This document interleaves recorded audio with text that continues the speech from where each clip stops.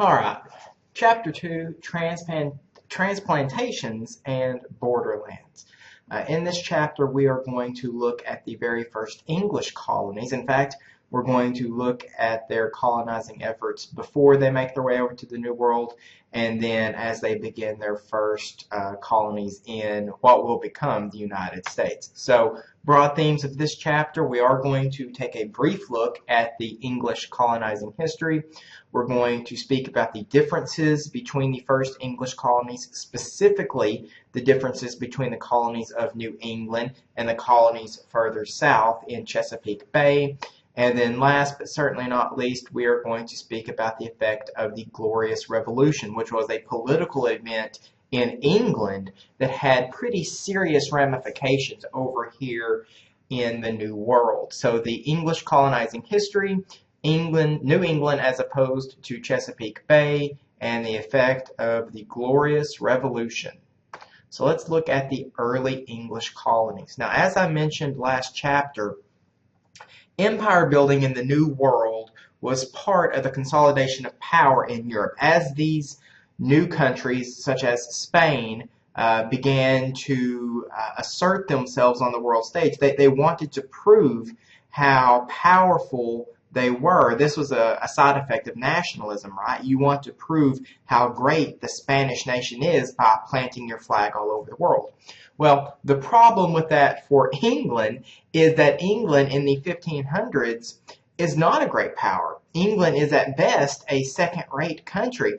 What was happening was there was a series of English rulers starting with Henry VII. You can see Henry VII, Henry VIII, who is pictured there, Edward VI, Mary, Elizabeth. There was a series of English rulers that were very unstable. England was torn by religious persecution, by war, and so since England could never get its act together, it could never challenge the powers such as the Dutch and the Portuguese and the Spanish because they had other things on their plate.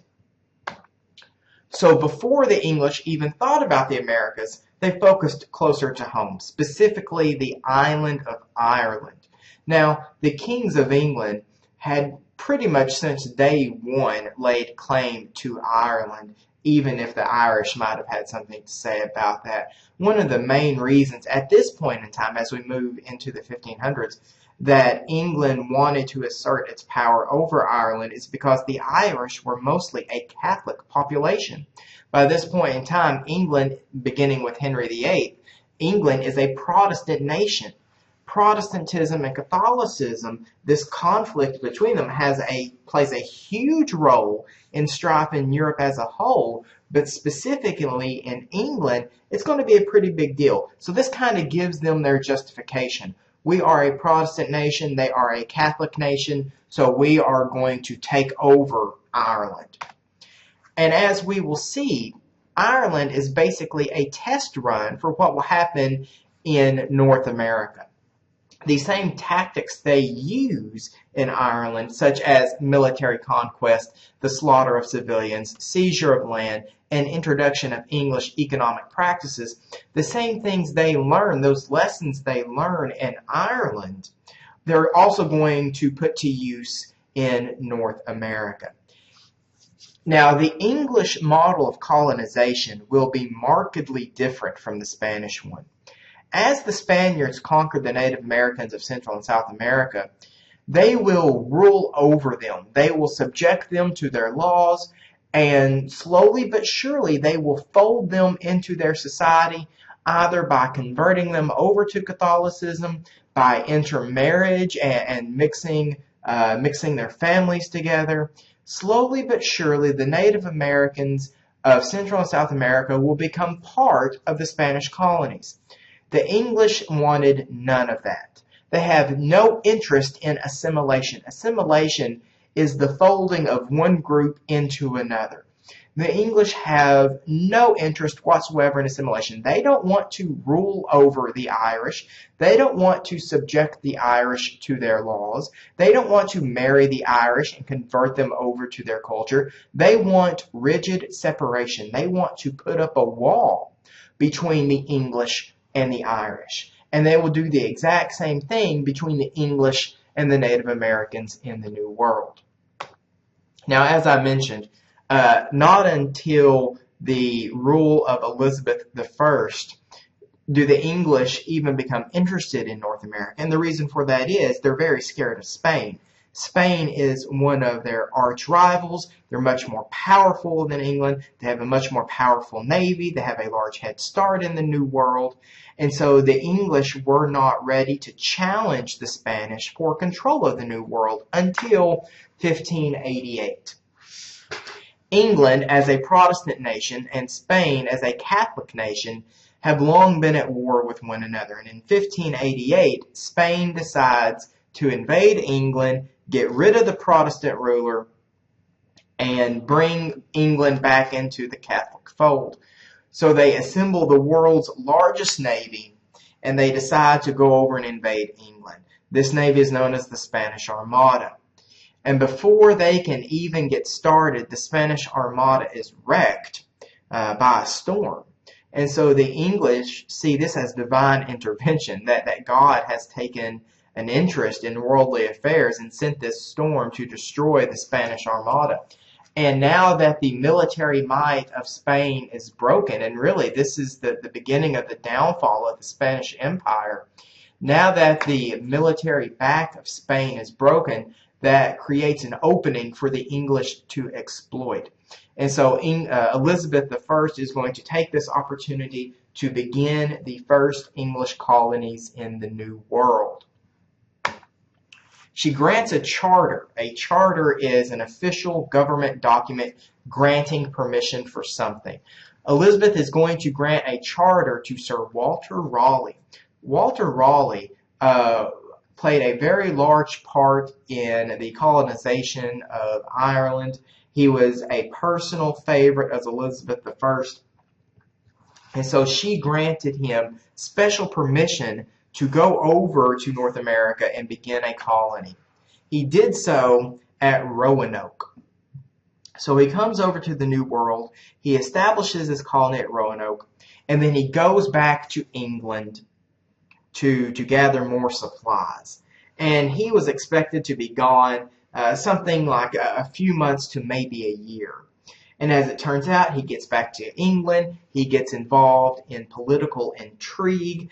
He doesn't make it back on time. And it will be several years before the English are able to make it back to Roanoke. And when they finally make it back over to North America, Roanoke has disappeared. It's one of the great mysteries of history. What happened to the colony of Roanoke? Nobody knows. Everyone vanished. Some people think they died of starvation. Some people think that maybe they moved in with Native Americans nearby because they were starving, but we don't know. All that we know is that the colony at Roanoke disappeared, and due to political troubles in England, new charters, new colonies won't be granted until the year 1606. Alright, let's talk about the motives for colonization. Why did the English start their colonies over in the New World? Well, for largely the same reasons that the Spanish and the Dutch did. Why did England want colonies? Well, number one, it serves as an outlet for surplus population, and then the old standbys of profit and religion. The English population is growing. More and more people are being born into England. More and more people are surviving into adulthood. And so the population is growing. And the problem with this is that the economy can't support them because of the enclosure movement. Prior to the enclosure movement, there are large areas of land in England that are open for common use. Anyone could go out and use this land. However, eventually, landowners begin to realize that they can make a lot more money if they fence in this land and raise livestock on it for themselves. This fencing in of the land is known as the enclosure movement. And with this land cut off from their use, people lost their livelihoods. That they don't own land, they can't get access to the free land anymore, and now they don't have anything to do with themselves. So the economy begins to go into a decline in England. So you have difficult times in England, and then you hear all of these good rumors about the New World. You hear all the good stuff that the Spanish are bringing back, that there are mountains of gold and silver, that there's land for the taking. So you have got bad times at home. You've got all these good rumors about what's going on in the New World, and that is going to provide motivation for large numbers of colonists to come over to the New World. Now, before we go any further, I want you to realize the importance of land to the English. To the English, the main goal in life really is to accumulate private property. And in this particular instance, we mean the land. Because without land ownership, you were stuck in life, essentially. Without land ownership, you had to work for a wage. And this was seen as this was a small thing to do, to work for a wage. Nobody wanted to work for a boss because the boss told you when you come to work how much money you were going to make, when you could take your lunch break. The boss had a lot of control over your life, and nobody wanted that. So in order to be your own boss, you had to own your own land. If you wanted to participate in the political process, if you wanted to vote or to run for office, you have to own your own land. So this accumulation of land is going to be a very important goal to most of the English population. And as you probably realize, England is an island. England is an island that has been inhabited for thousands of years, and so most of the land has been spoken for. There's not a lot of land left available to divvy up among this growing English population. So difficult times in England, good rumors about the New World. People are going to flood into the New World. Now, North America in the 1600s is not a great place to be. You have hostile Native Americans, you have diseases, you have the threat of starvation. It's not a real fun place to be. And even though the English population is smaller than the Spanish population, England still produces more immigrants compared among all the European powers, among the Spanish, among the French, among the Dutch, among the Portuguese. England, far and away, produces the most immigrants to the New World. Now, most of the English who come over as what are known as indentured servants. Most of the English who come over can't afford to pay their way over to the New World, which makes a certain amount of sense. If you're doing well in England and can afford the ticket over to the New World, you're probably not going to leave in the first place. The people who are most interested are the poor who can't afford the ticket. So what they do, they sell their future labor. Essentially, it's something to the effect of, if you provide me with passage over to the New World, I will in turn work for you for anywhere from 5 to 7 years. That was the usual deal. I will work for you for 5 to 7 years in return for passage. Now, this is not slavery, but it's the next best thing to it. Indentured servants, they don't have many rights.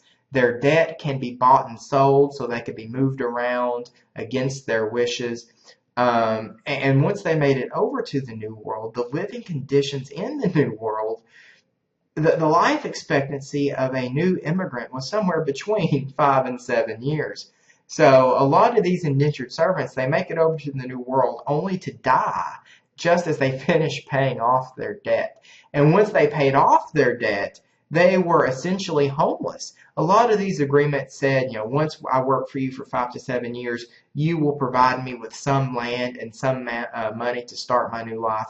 But a lot of the time, those agreements weren't honored. So even if they survived that length of time and they worked off their debts, a lot of times they were left landless and penniless to start their life in the New World.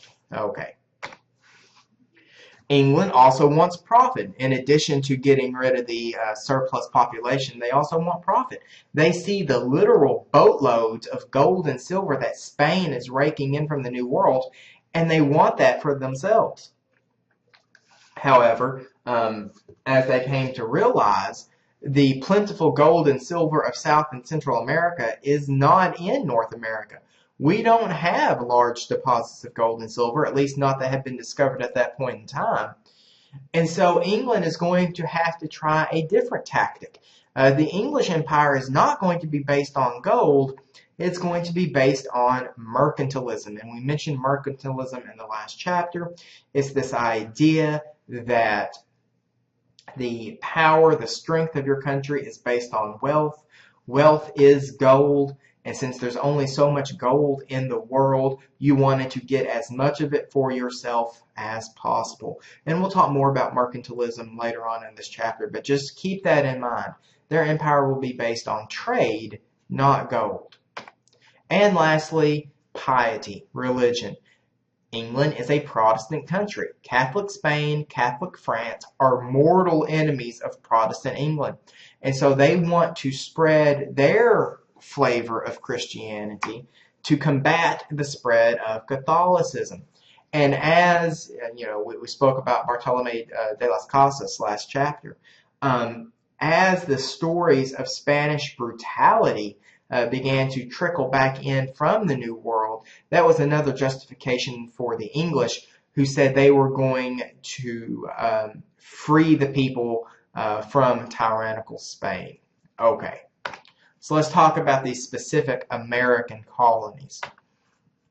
As I've mentioned, the land, of course, is already occupied, even though the Native American populations in North America do not compare in size to the Native American population in Central and South America. There are still thousands, if not hundreds of thousands, of Native Americans living in the future United States.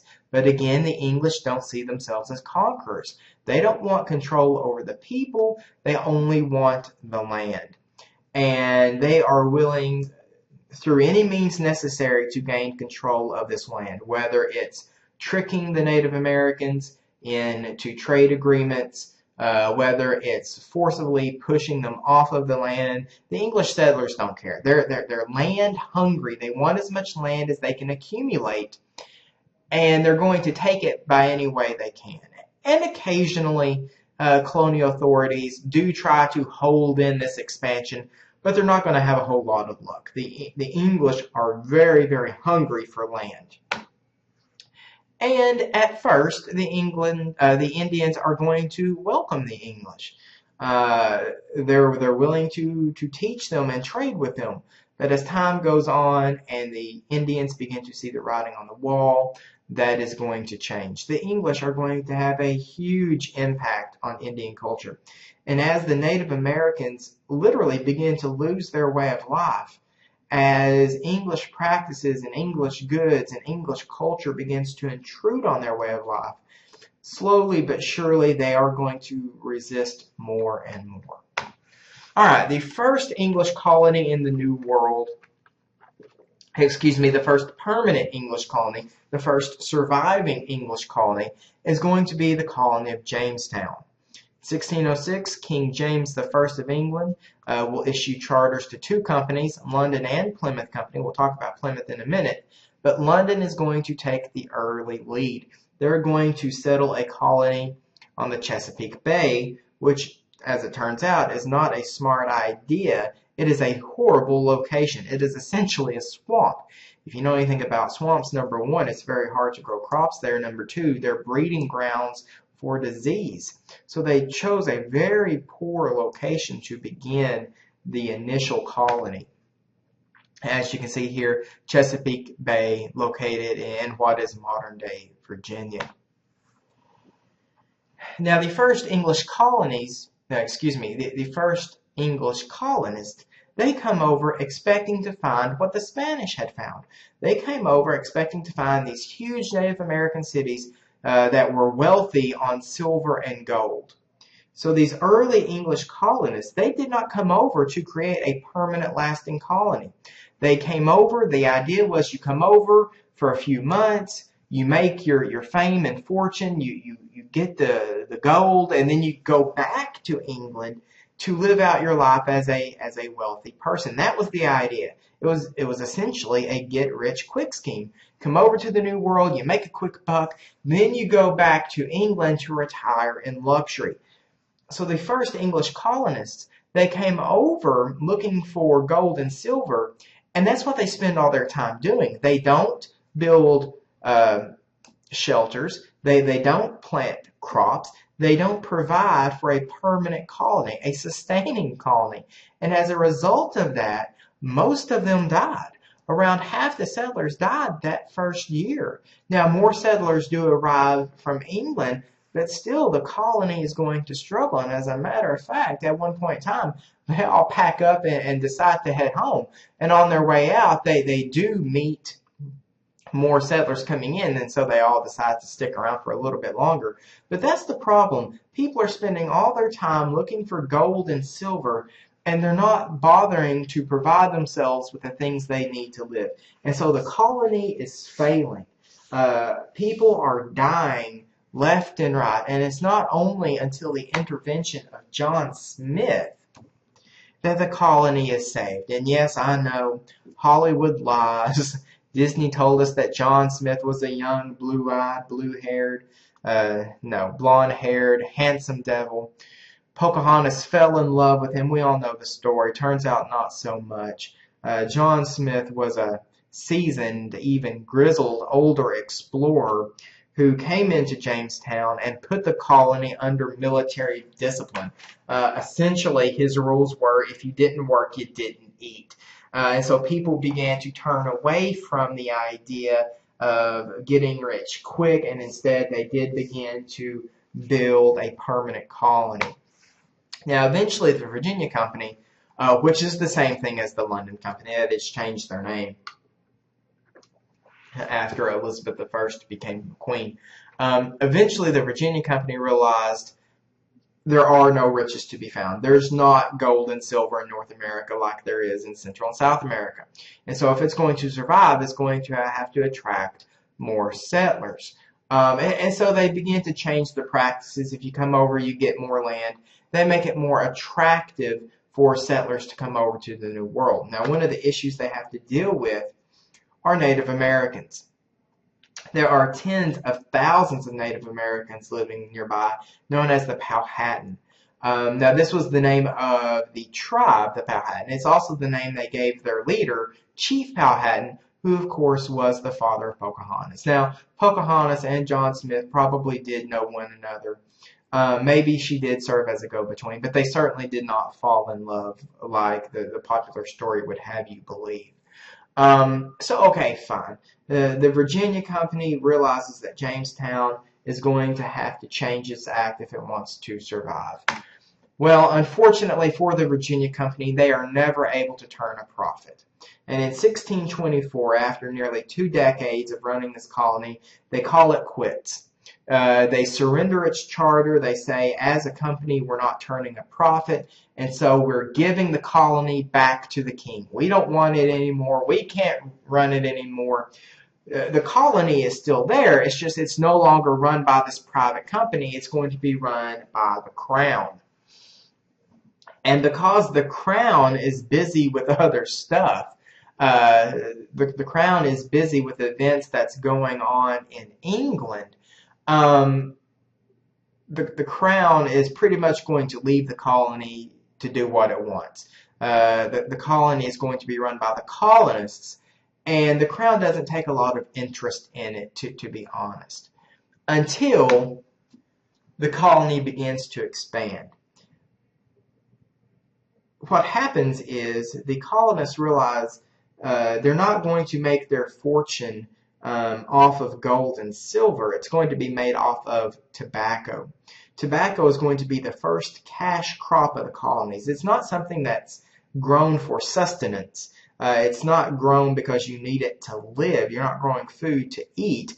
It's something you grow to sell. It's a commercial product. It's something you grow to sell on the open market for money. It's a cash crop.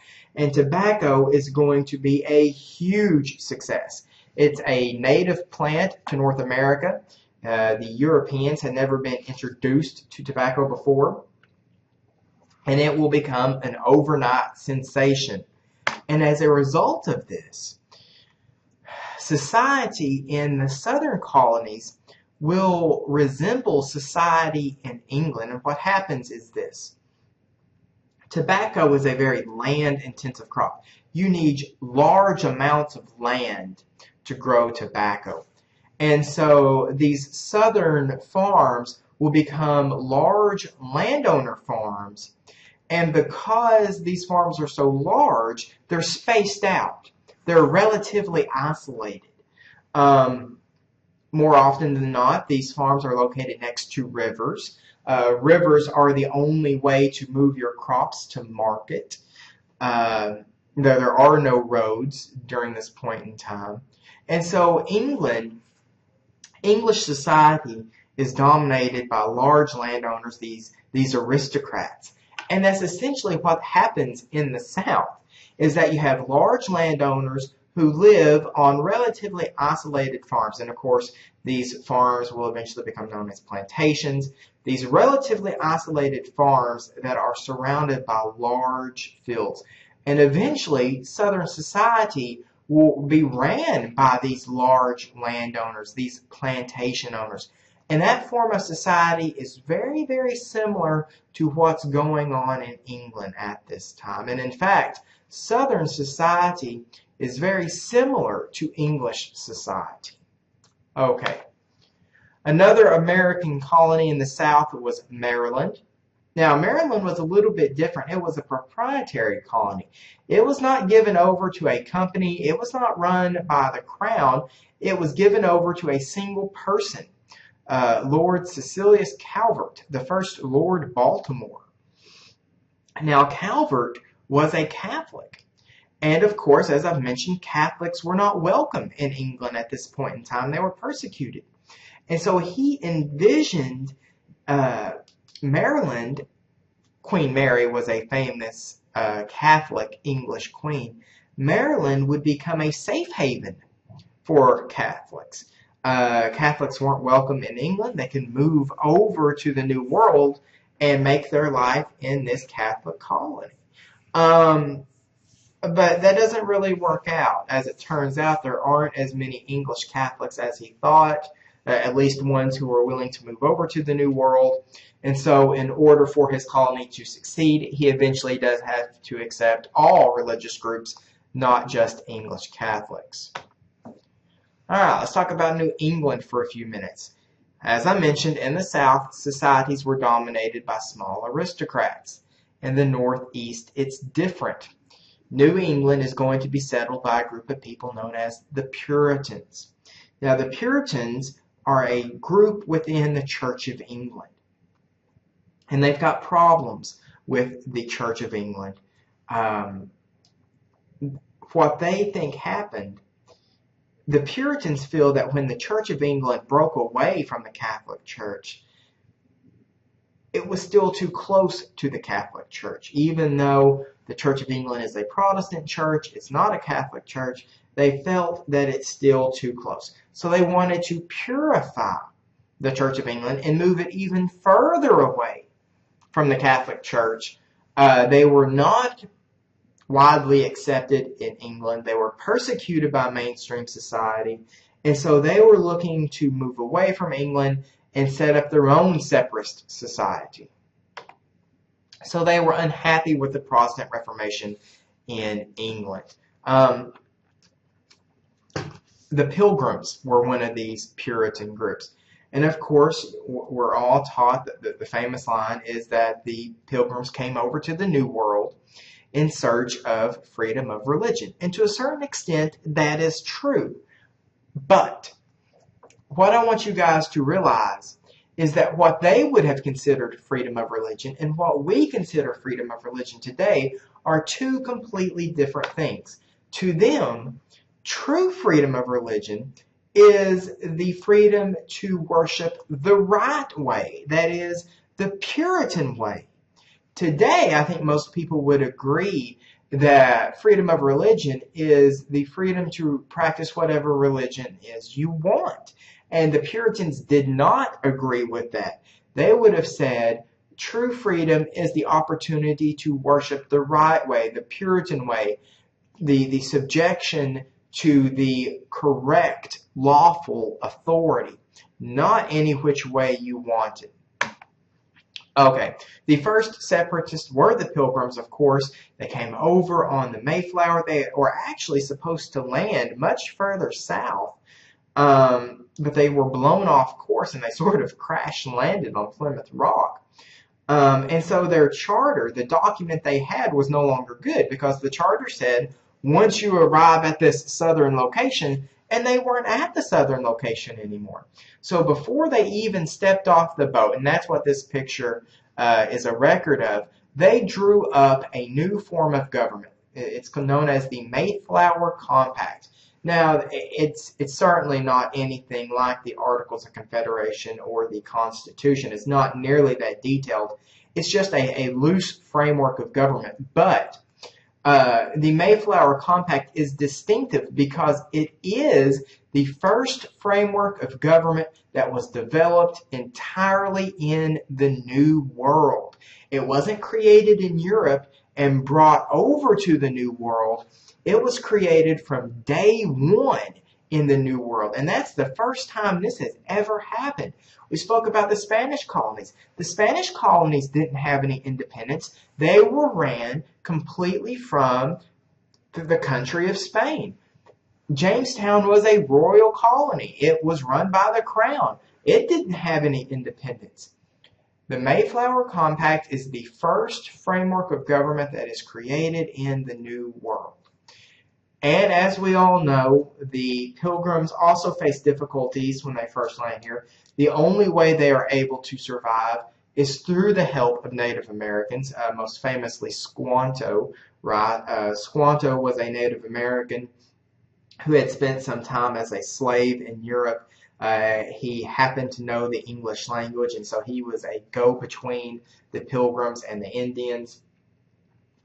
And they teach them to farm and to hunt, and the Pilgrims are able to survive and eventually even thrive. Another New England colony will be Massachusetts Bay.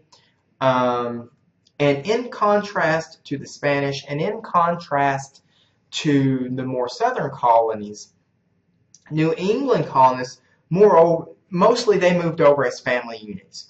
Because while the southern colonists were here to make a quick buck and go back to England to live out their life in luxury, the Puritans were here for the long haul. They came over to create a permanent, sustainable colony. So they brought their entire families with them.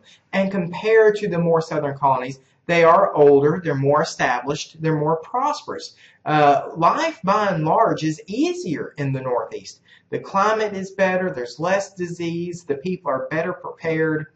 And as a result of all of this, the population in New England is going to quickly outstrip that of the South. The South's large, relatively isolated farms. New England are going to be small towns that are heavily populated. Whereas society in the South is dominated by small farms, society in the North is going to be centered around the church. And in fact, it was literally centered around the church. The church was at the center of every town square. You might have a few shops, and then you have homes and small fields for their own individual familial use surrounding them. And that was the basic makeup of a New England town. All of these churches were independent. All of these towns were independent.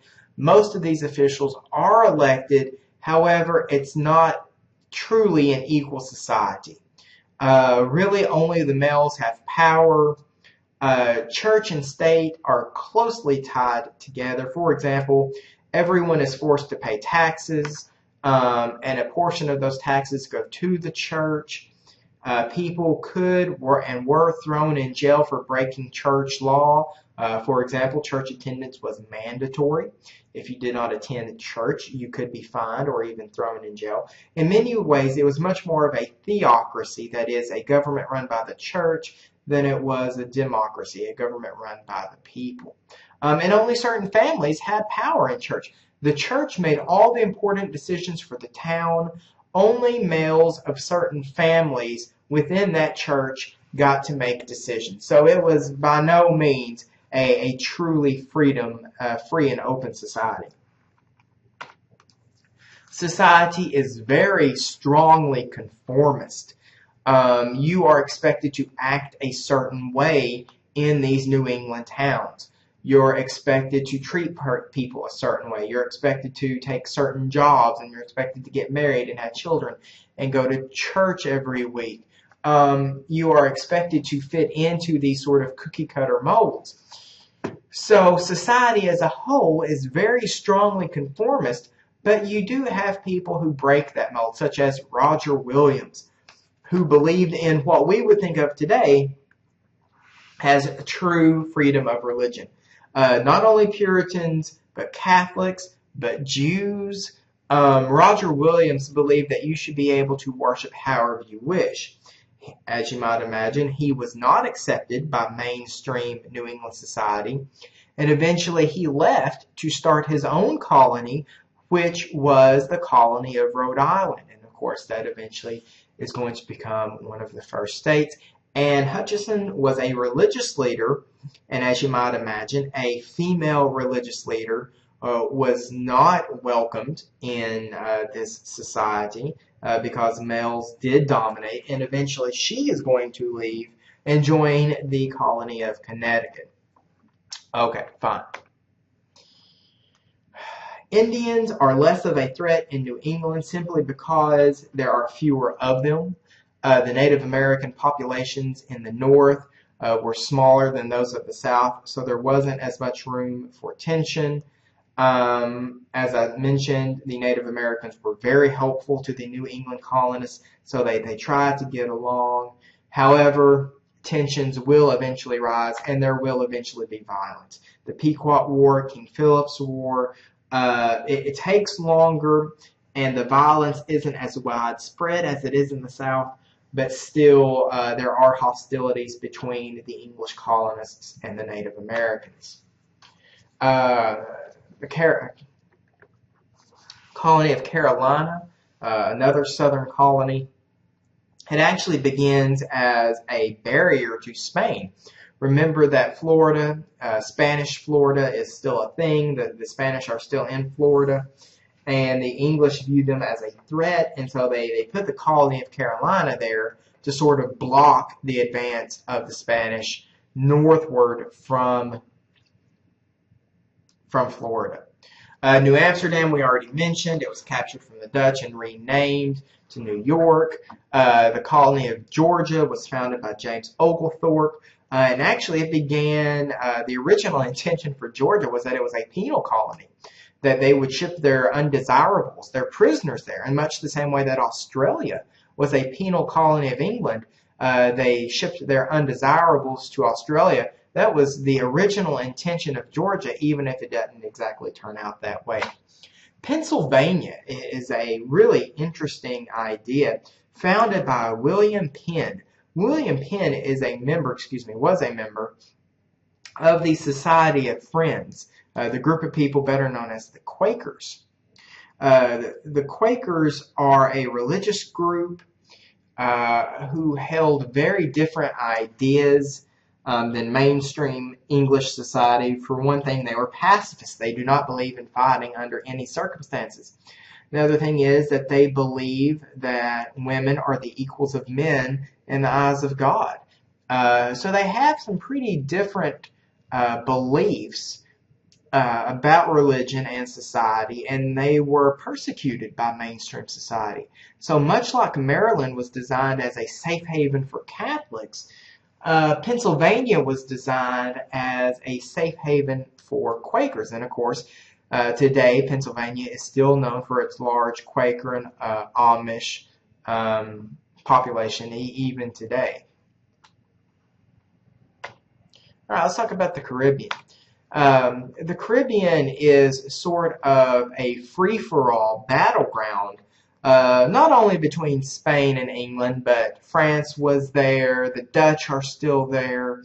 So the Caribbean is going to be contested by many different European powers. You add into that widespread piracy. So the Caribbean was really sort of the wild, wild west of the colonial times. There was a lot of money to be made in the Caribbean. Huge sugar plantations, Sugar could be turned into rum. Very, very lucrative. Lots of money to be made. But it is very labor intensive. And eventually they are going to have the first African slave populations.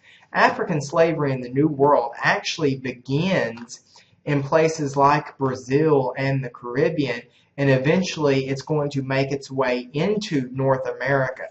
The Caribbean and the American colonies are very tightly bound together by economics. They do a lot of business with each other. And later, this plantation culture, the slavery culture, will also tightly bind the Caribbean and American colonies together. And again, the middle ground, it's not just about the English versus the French versus the Spanish. You also have the Native American populations in there as well. And we'll talk more about that in the coming chapters. All right, let's talk about economics and politics. As we move into the 1600s, the mid-1600s, it becomes very obvious that the colonies are going to provide great wealth to England. Now, that money is not going to be made off of gold and silver, but it will be made off of trade. And again, we've been talking about the idea of mercantilism.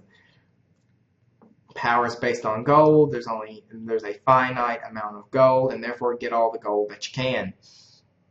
And so the English government begins to tighten its policies on the colonies.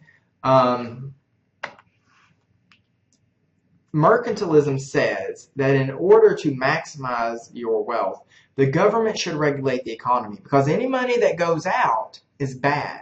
You want to keep all of your money in. So the government should have a very strong hold on the economy. It has to control trade in order to control the supply of wealth. You've got to get it all. So mercantilism teaches us that the government should regulate the economy in order to control trade, because there's only a finite supply of wealth and you must get it all. And to that end, England is going to pass a series of laws known as the Navigation Acts. Now, this is the first of what will be several Navigation Acts, but this gives you sort of an idea of how mercantilism worked. So, certain goods are produced in America. For example, let's say tobacco. Tobacco is grown in the American colonies and it's shipped back to England. Well, it can only be shipped into England on a British ship. You cannot sell it directly, for example, to the French. In order to sell its tobacco to the French, tobacco grown in the Americas must first travel to England on an English ship, be sold to the middlemen there, and then from England it could be sold to the French.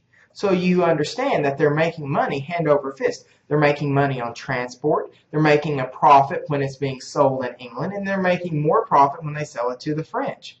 Consequently, the reverse of that, if you want to buy something from the French, let's say you want to buy French soap, you cannot purchase it directly from the French. That French soap must be sold in England first, and then the English merchants would sell it to the American colonists. So it's a closed loop. The American colonists don't have any outside contact. They cannot have any direct dealings with anyone other than the English.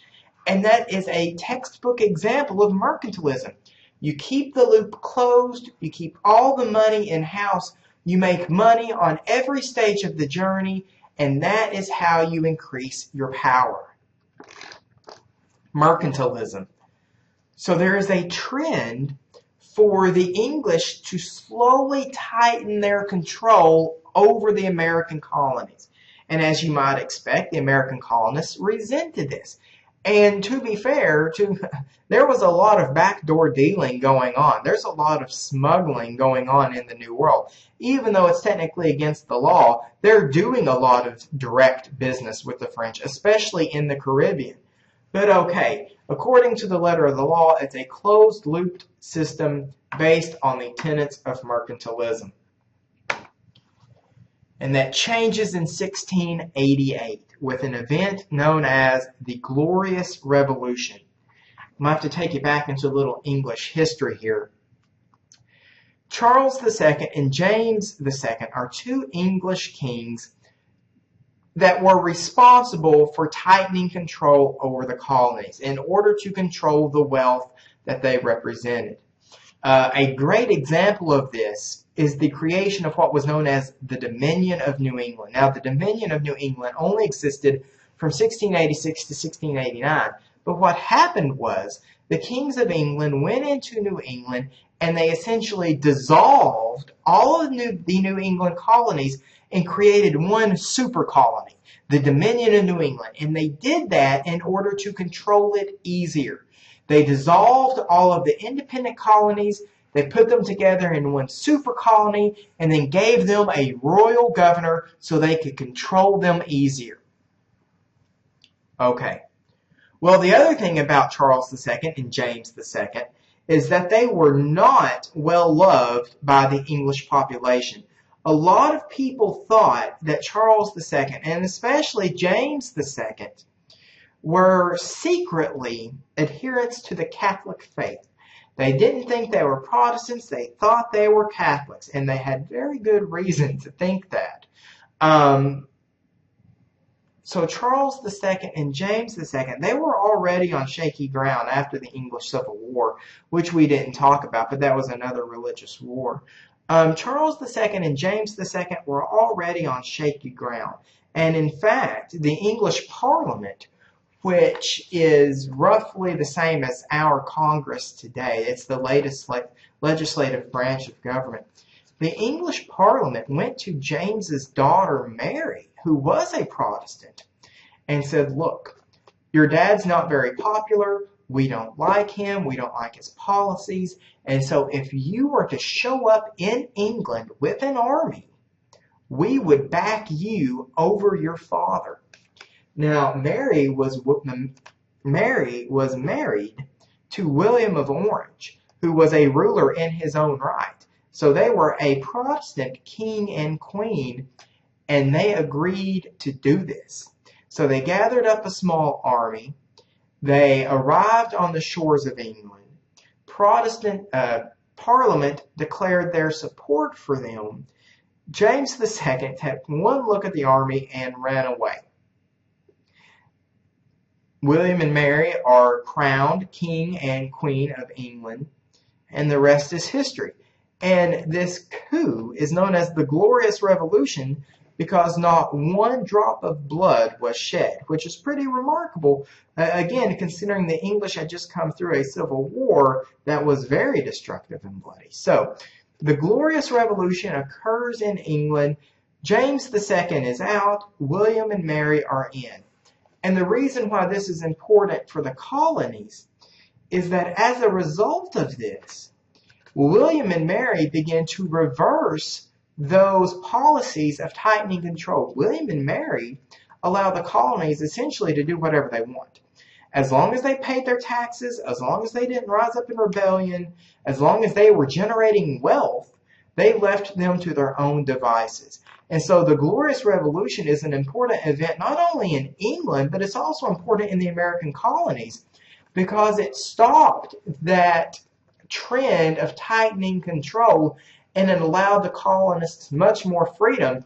And as we will find out in later chapters, once they get used to that freedom, they definitely don't want to get it up. Now, Massachusetts never really recovers from the Dominion of New England. And as we will see, tensions in that colony very probably contribute to a mass outbreak of hysteria in 1692, which we will talk about in a later chapter. But that is the end of chapter